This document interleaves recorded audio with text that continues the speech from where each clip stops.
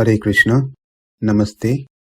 Chapter 11, entitled as Vishwarupa Dharshana Yoga, Sloka 20.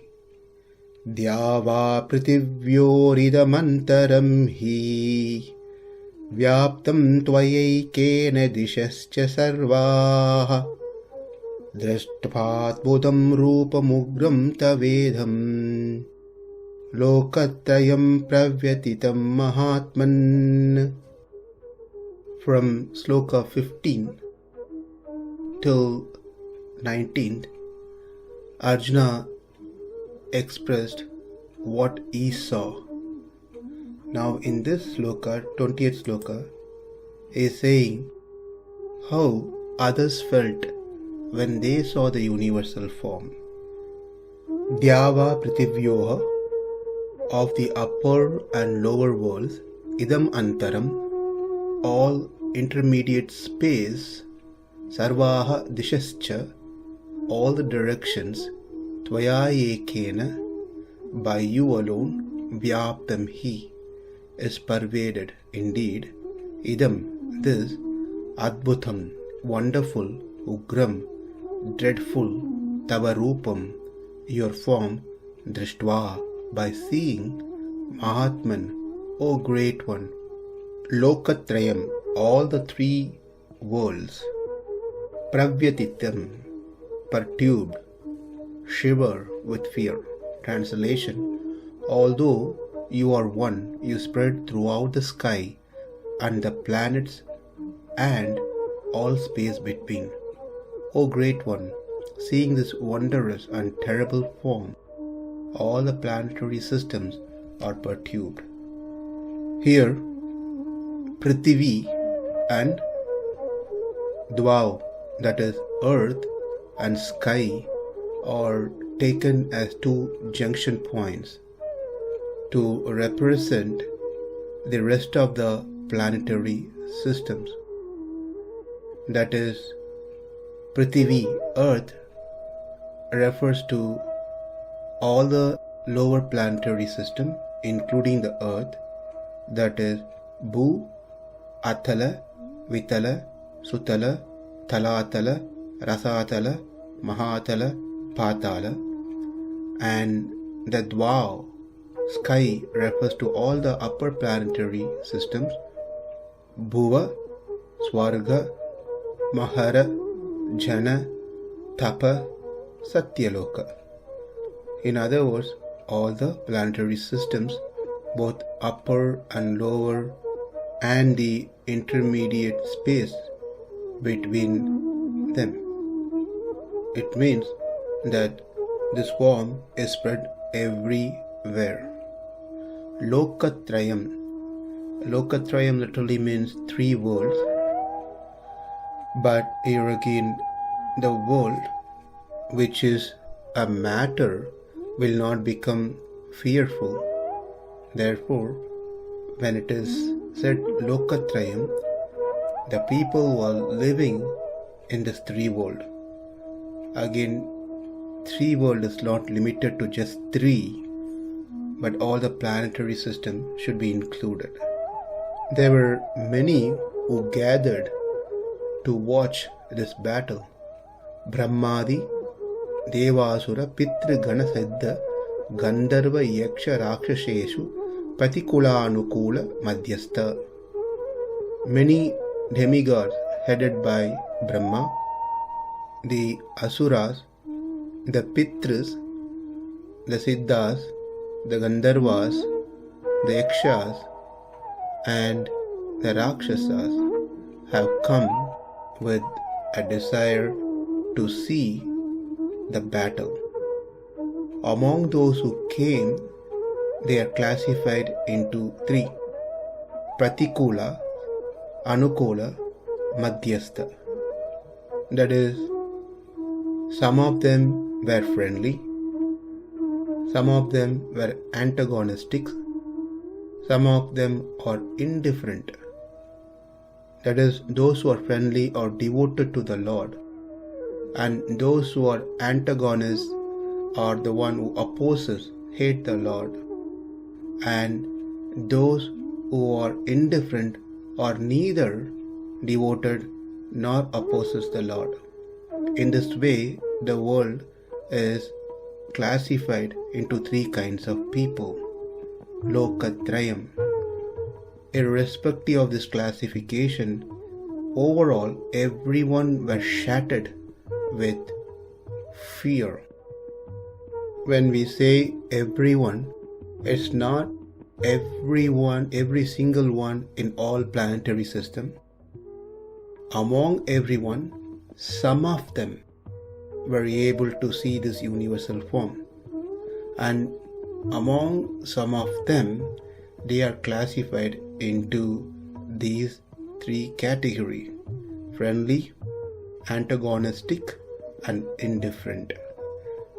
All of them were frightened by this universal form, but those who are friendly and devoted, they praised this universal form, glorified it, whereas those who are inimical, they were out of fear running away. So if they are frightened, how can they glorify the Lord? Well, initially, anyone who's seeing this universal form is going to be taken back, shocked, wonder, amazed, and frightened. But then somehow they bring some courage and start glorifying the Lord. Whereas those who are not friendly, they are going to be frightened all the time. Now, this may raise a question in our mind. The divine eyes given to just Arjuna or to all others? From what Arjuna is saying here, it appears that Arjuna could see others becoming fearful by seeing this universal form. That means others were able to see this universal form as well. But what we heard earlier was that no one has ever seen this form and will not see in future. Now here it seemed to be contradicting. There seemed to be more than one who has seen this form. As we saw above, many gods, asuras, pitras, and others have all assembled in the sky to witness the battle.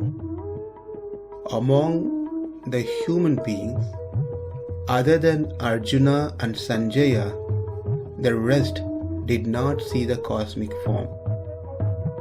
As we can see, there is no mention of anyone's name besides Arjuna and Sanjaya who were able to see the universal form.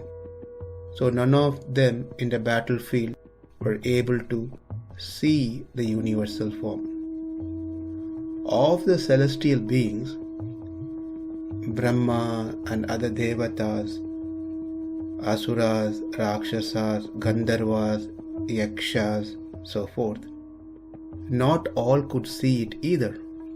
Only a few of them, due to their karma, accumulated merit, could see it.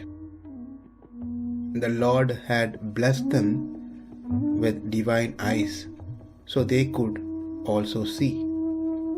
Now, Arjuna did request the Lord to reveal this universal form. Therefore, the Lord gave him the divine eyes so that he can see this special universal form.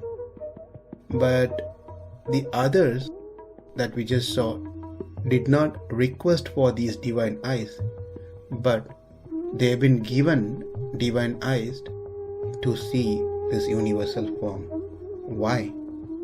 There are some reasons that have been pointed out by acharyas.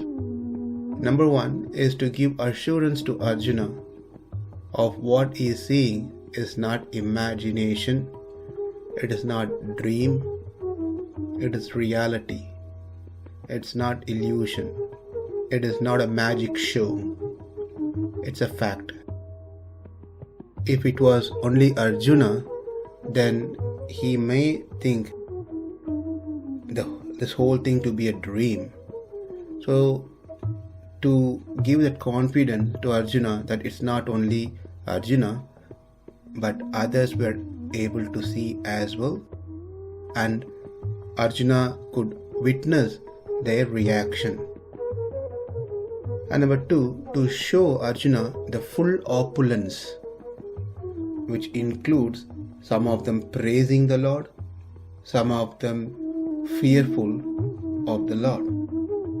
What is important to be shown to Arjuna here is not that the Lord is being praised by some, or not to show that some of them are fearful of the Lord. Rather, the intention is so Arjuna gets a full picture of praising as well as fearing aspects.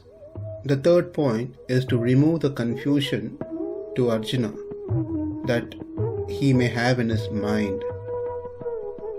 He may consider a few others to be on equal footing with the Lord. He may think there are certain gods who are equal to the Supreme Lord in equal level. Whoever he held in his mind as exalted person, all of them were trembling in fear on seeing Lord's cosmic form. This gave a realization to Arjuna about the truth, about the supreme position of the Lord, who is beyond and above anyone whom we think to be exalted. And the last point is to increase Arjuna's eagerness towards Krishna. Otherwise, Arjuna would feel he is the only one, no one else. If you're the only one and no one else are in the list, then one may start doubting, am I in a right path? Am I seeing the right thing? But when there are more than one, they also go through the similar experience, then confidence level increases.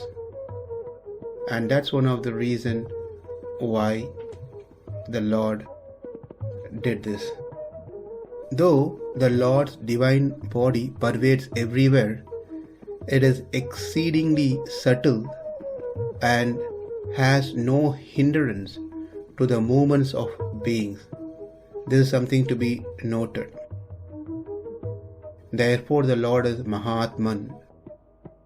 Mahātman is one who is unable to understand by our mind. In other words, this form is incomprehensible to one's mind. How much ever we try to explain, it is not that easy for our mind to understand this thoroughly. Mahātman, that is the Lord's intention, always comes true. Arjuna is unable to understand the intention of the Lord manifesting such a dreadful form. Therefore, Arjuna calls the Lord as Mahātman, one who cannot be understood completely. To summarize, you are eminent in all the upper and lower worlds, in all directions. O Lord, O Mahātma, one who cannot be measured or understood or comprehended by the mind, this form of yours, which is astonishing and dreadful, your devotees, antagonists, and the indifferent ones all the three classes of people from all over the planetary system are overwhelmed with fear. So in this sloka, some of them, other than Arjuna, witnessed this universal form. When they witnessed, they were overwhelmed with fear. In the next sloka, Arjuna is going to further explain that among those who saw, some were praising the Lord to their capacity. dyāv ā-pṛthivyor idam antaraṁ vyāptaṁ tvayaikena diśaś sarvāḥ dṛṣṭvādbhutaṁ rūpam ugraṁ tavedaṁ loka-trayaṁ pravyathitaṁ mahātman. Namaste. Hare Krishna.